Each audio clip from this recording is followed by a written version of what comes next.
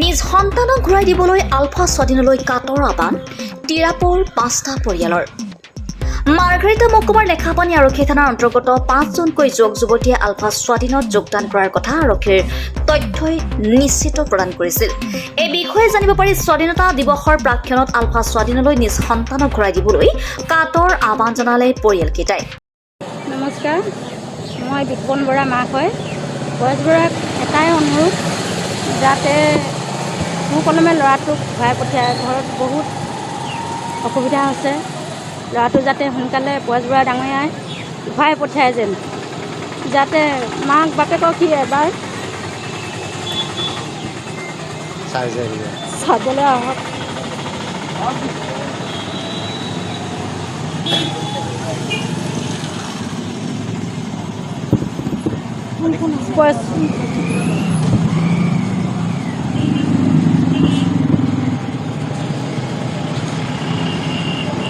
ল'ৰা সৰু আছিলে, তাৰপিছত ছোৱালী বিয়া দিলোঁ। তাৰপৰা বাপেক আৰু মই দদায়েক আছে, সদায় সি দদায়েকৰ লগত ঘূৰিয়ে ডাঙৰ হৈছিলে। বাপেকো বেমাৰী হৈছে, এতিয়া বহুত বেমাৰী। ল'ৰাটোক সোনকালে ঘূৰি আহক, ল'ৰাটোৱে ঘূৰি আহক, আমাক চাওক। বৰ কষ্টত বিতুপন বৰা সোনকালে বয়স বৰা ডাঙৰীয়াই তাক যাতে ঘৰলৈ সোনকালে ঘূৰাই পঠিয়ায়, এইটোৱে অনুৰোধ মোৰ বয়স বৰা ডাঙৰীয়ালৈ।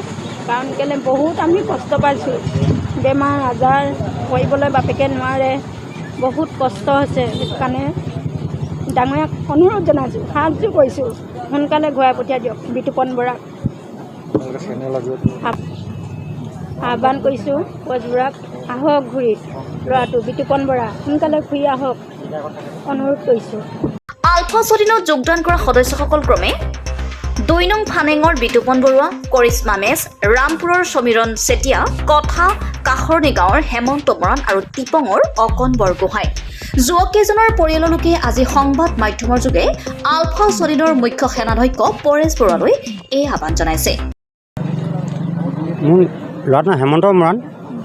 এতিয়া মই এইষাৰে ক'বলৈ বিচাৰিছোঁ যে সি যেনেকৈ য'ত আছে ঘৰলৈ ঘূৰি আহিবলৈ, মাকো গা ভাল নাই, আৰু পৰেশদাকো মই অনুৰোধ কৰিছোঁ মোৰ ল'ৰাটোক যেন পঠিয়াই দিয়ে ভালে কুশলে।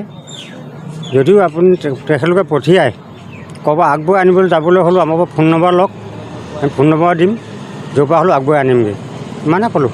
কিমান বছৰ হ'ল আপোনাৰ? এতিয়া 6 বছৰত সোমাইছে। 19 চন জানুৱাৰী 10 চনত গৈছিলে।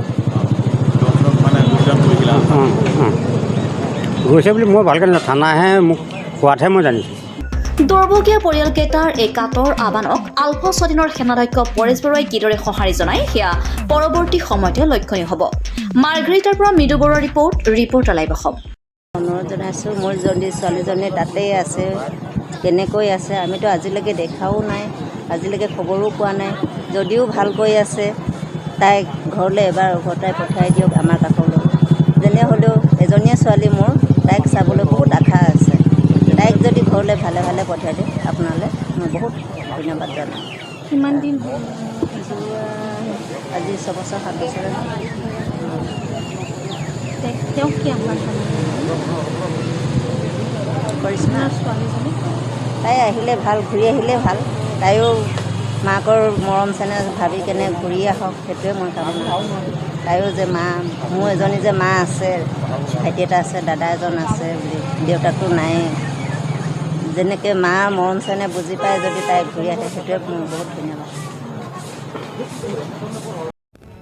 Reporter live Assam. নিৰ্ভীক